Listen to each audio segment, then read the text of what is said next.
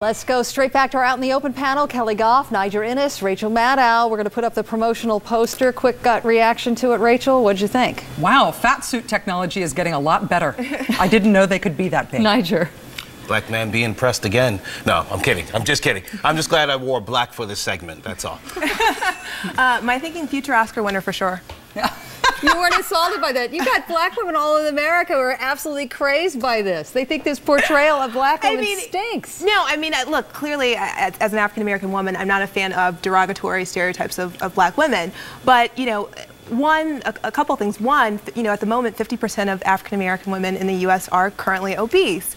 And I actually read a study the other day that said that in the labor market, employers are actually much more tolerant of overweight black women than they are of overweight white women. Which, yeah. Well, because the image of the overweight black woman, strong black woman, is a psychological, something that's been embedded in the American psyche for a couple hundred years. You know, the mammy figure, you know, I mean, Mammy, Aunt Jemima, Tom and Jerry, the cartoon even had a mammy figure in there. Red Fox in the 1970s, when he was doing Sanford and Son, actually had to fight hard to make sure to avoid that particular stereotype. But the interesting thing, very quickly, interesting thing about these three individuals is being portrayed by black men, very powerful black men in Hollywood who could have control over the image that's being projected. But I have to say that in the big scheme of things, when I think about stereotypes that are hurtful and harmful and unhealthy to black women, I'm much more concerned about Maury Povich's paternity Tuesdays, paternity Wednesdays, paternity Thursdays, and paternity Fridays, because the message and stereotype that that represents is much more debilitating from a policy standpoint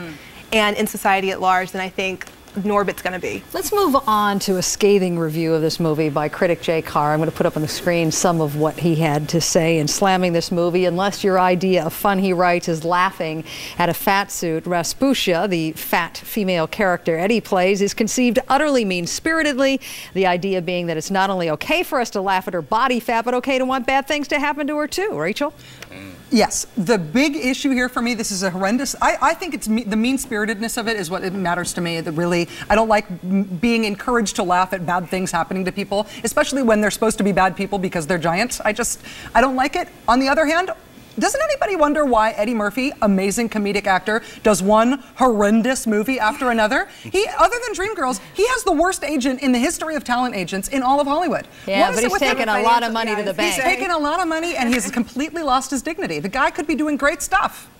Well, they're actually saying that this might hurt his Oscar chances, which I think would really be a sad sort of addendum to this, is that if he ends up losing an Oscar. I want to come back to a segment we did before, and it was about a very controversial ad GM aired during the Super Bowl that a lot of people were insulted by. They thought in some way that it was poking fun at suicide, or in some cases saying it was all right to commit suicide. And you made a comment, and I really want you to respond to this, because people are upset by this, that if you had been the GE executive that had green-lighted this commercial, that you would have committed suicide. And I want to Why did you say that? Well, I want to state for the record that I was clearly exaggerating. It was an attempt at sarcasm, and I apologize to anyone who didn't read it as such. But I will, you know, stick to my guns on this and say that it was a really bad ad from a creative standpoint, and I think from the message it was trying to say standpoint. And if I were the person who did it, I don't think I'd be, you know, particularly pleased with myself. And I don't think that the company should be pleased with him either, him or her.